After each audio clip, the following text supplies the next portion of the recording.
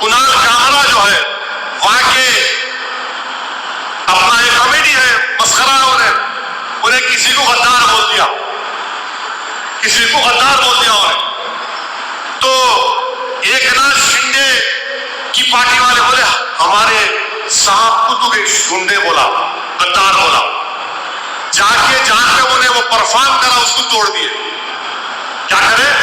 توڑ دیے۔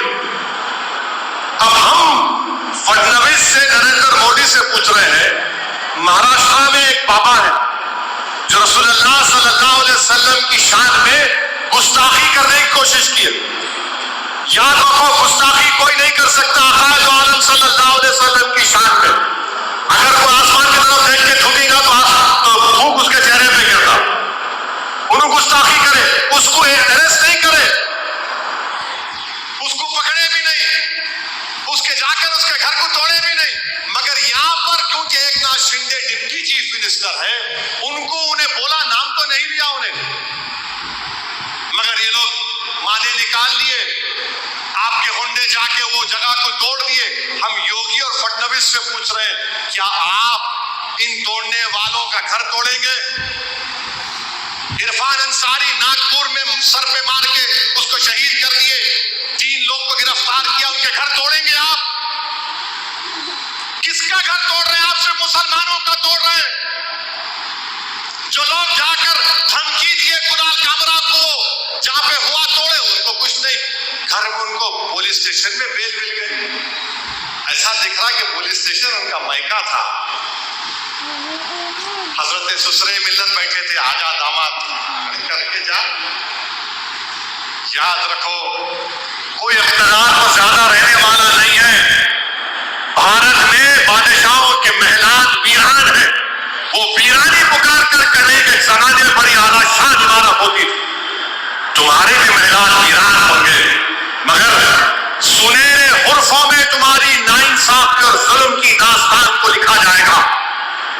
تمہاری ناانصافیوں کو لوگ صبح قیامت تک یاد رکھیں گے۔ اور اگر تم یہ سمجھ رہے ہو کہ ہم جھک جائیں گے، ہم وہ قوم ہیں جو صرف اللہ کے آگے جھکتے ہیں، وقت کے یزیدوں، فرعونوں اور وزیر اعظموں کے سامنے نہیں جھکتے۔ ہم نہیں جھکنے والے، ہم مقابلہ کریں گے جمہوری طریقے سے۔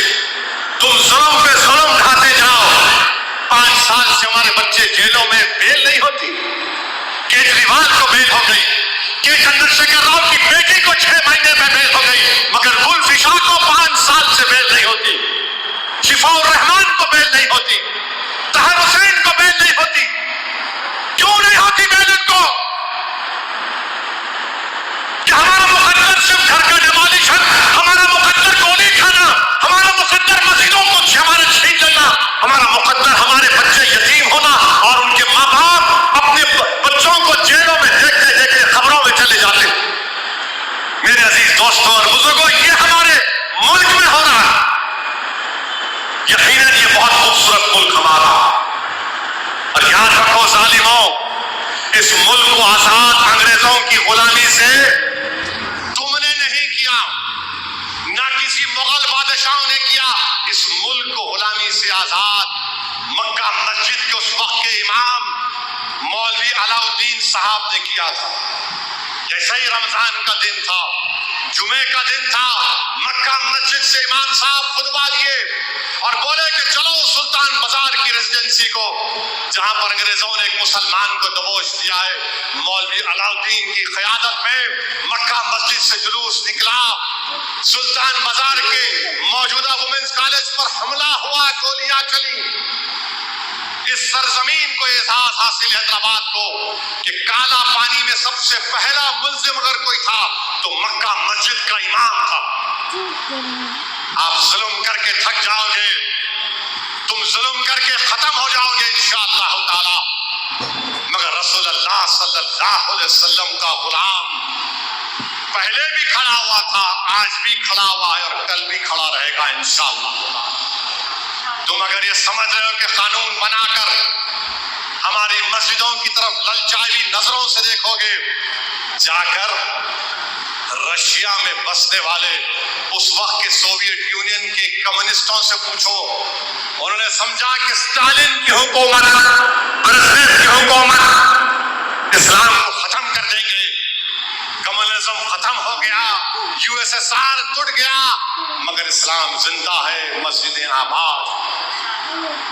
یہ ہمارا ملک ہے، ہم اس سرزمین پر پیدا ہوئے، اس سرزمین پر ہم باعزت شہری بن کے رہیں گے، ہم باعزت انسان بن کر رہیں گے، ہم اپنے حقوق کو حاصل کرنے کی لڑائی آئین اور سمویدھان کے دائرے میں رہ کر لڑتے رہیں گے، اور ہم اپنے حق کو حاصل کر کے رہیں گے۔